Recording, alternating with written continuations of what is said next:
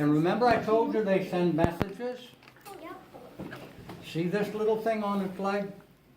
Well, this is actually from World War II. It's 75 years old. See, what they would do, because the messages they wanted to write was written on something very, very light, almost like toilet paper. There's no weight to it. And they would stuff it in here. And then what they would do is screw it back on, like that. See? And because it's so lightweight, the bird would fly with the message on its leg. There you go. And it would go back and tell the people, maybe it was another spy who let the bird go. This would be tied to his chest, landed on the ground, take his parachute off, spy on those enemies, and write down things that his bosses wanted to know and send it back. So that is the most famous pigeon.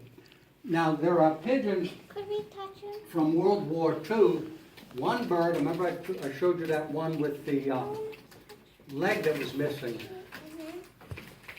There are heroes from the military, army people or military people who got hurt or shot, and they were called heroes. Well, pigeons were called heroes too.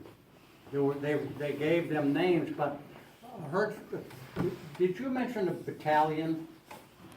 How many people in a battalion? Does anybody know? Because I don't. How many people in a battalion? Nobody knows for sure. Go ahead. Jillian? A lot. Yeah. Okay. There was a lot. Might have been 500, might have been 1,000. But there's a pigeon called Cherami from France. There was a battalion of the United States people, or soldiers, trapped. They were circled all around. And the bosses back home didn't know about it. They let that bird go, Cherami, and it flew. It got hit and it lost its leg. It got hit in the chest and it broke its chest bone. That bird kept flying and went home, and the message was, we're completely surrounded. We need help. Well, they sent help. So that pigeon saved the life of 500 to 1,000 soldiers. So that's how important these pigeons were. Now, no, I'm going to leave you this book. Okay? And when you're done with it, drop it off and mail it back to me, because I only have a few copies left. But if you wanted to, there's a whole history. That's the pigeon that Mr. Gagne is talking about. Now I'm going to answer a question. Oh, now I'm going to kind of go from that way to that way, and I'm going to let you handle the bird too. Go ahead. Can we hold it? No? Who else has a question? Go ahead. Is there a specific reason that the rollers roll the way they do? Say that again. Is there a specific reason why they? We don't know. But it's some of these rollers, the one in the front, it kind of flies in the air and does somersaults.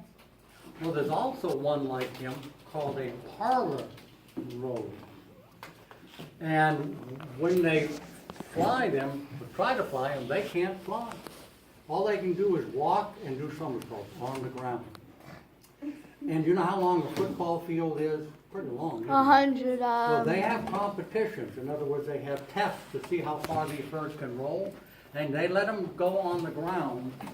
And when the bird stops rolling, they're disqualified.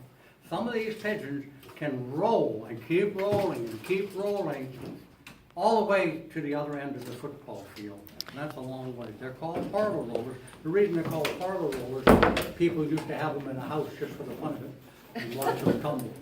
Okay? Go ahead.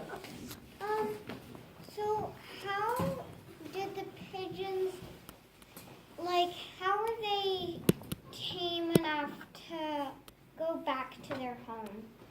We still don't know. As I said earlier, there are very smart people trying to figure out how they can do this. There's no other animal or bird in the world that can do it.